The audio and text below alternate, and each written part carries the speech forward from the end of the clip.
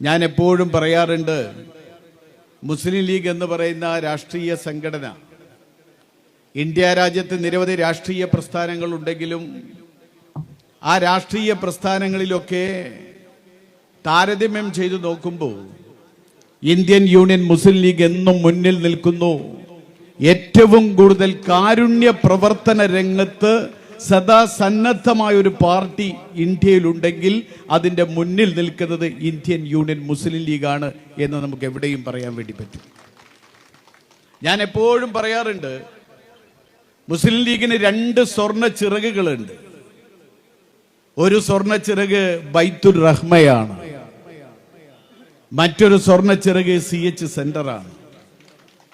ഈ 2 സ്വർണ്ണ ചിറകുകളും മുസ്ലിം ലീഗിന് പറക്കാൻ മാത്രമല്ല, ഈ നാട്ടിലെ സാധാരണക്കാരനെ അശരണർക്ക്, നിരാലംബർക്ക്, നിരാശ്രയർക്ക്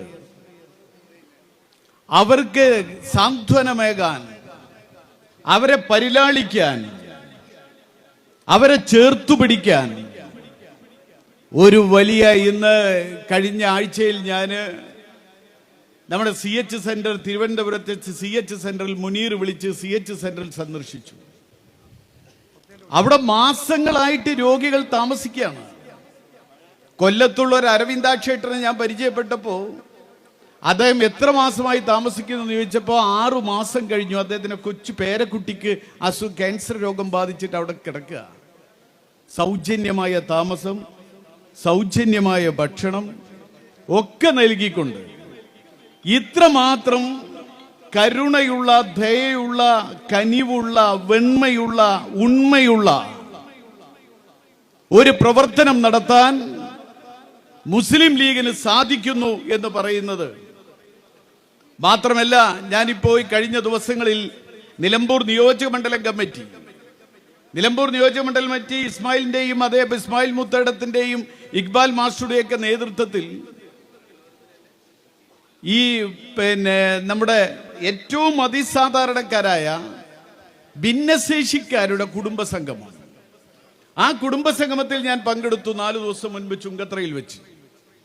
ആ കുടുംബ സംഗമത്തിലും നമുക്ക് കാണാൻ കഴിയുന്നത്, ആ ഭിന്നശേഷിക്കാരെ പരിലാളിക്കാനും അവരെ പരിചരിക്കാനും വിമൺ വേവ്സ് എന്ന പേരിൽ മുസ്ലിം ലീഗിന്റെ, വനിതാ ലീഗിന്റെ സ്ത്രീകളുടെ ഒരു സന്നദ്ധ സേന സദാ പ്രവർത്തിക്കുകയാണ് നിലമ്പൂരിൽ.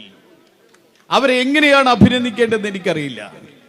അവർ ഭിന്നശേഷിക്കാരെ കൊണ്ടുവരുന്നു, അവരെ പരിലാളിക്കുന്നു, അവർക്ക് ഭക്ഷണം കൊടുക്കുന്നു, അവരുടെ മാതാപിതാക്കളെക്കാളും അവരെ നോക്കുന്നു. ഈ രൂപത്തിലുള്ള പ്രവർത്തനം, അതുകൊണ്ട് തന്നെയാണ് ഞാൻ പറഞ്ഞത്, ഇന്ന് ഇന്ത്യയിലെ രാഷ്ട്രീയ പ്രസ്ഥാനങ്ങളെ വെച്ചു നോക്കുമ്പോൾ കാരുണ്യ പ്രവർത്തന രംഗത്ത് കനിവുള്ള, ദയയുള്ള, നന്മയുള്ള, വെണ്മയുള്ള, ഉണ്മയുള്ള പ്രവർത്തനത്തിന് നേതൃത്വം കൊടുക്കുന്ന ഒരു മഹാപ്രസ്ഥാനമാണ് ഇന്ത്യൻ യൂണിയൻ മുസ്ലിം ലീഗ് എന്ന് നമുക്ക് എവിടെയും പറയാൻ സാധിക്കും. ഇവിടെ നിലമ്പൂരിൽ, കാരണം ഇപ്പോഴും നമുക്കറിയാം, സംസ്ഥാന സർക്കാർ പ്രഖ്യാപിച്ച പല പദ്ധതികളും നടന്നില്ല.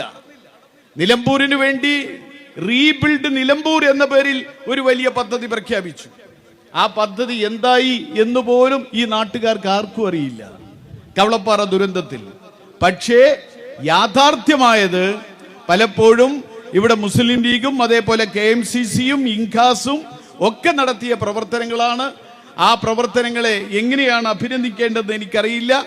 എന്തൊക്കെയായാലും ഇവിടെ നടത്തുന്ന ഈ സ്തുത്യർഹമായ, ഈ മാതൃകാപരമായ, പ്രശംസനീയമായ, ശ്ലാഘനീയമായ ഈ പ്രവർത്തനത്തെ ഒരിക്കൽ കൂടി കേരള പ്രദേശ് കോൺഗ്രസ് കമ്മിറ്റിക്ക് വേണ്ടി അഭിനന്ദിച്ചുകൊണ്ട് ഞാൻ എൻ്റെ വാക്കുകൾ നിർത്തുന്നു.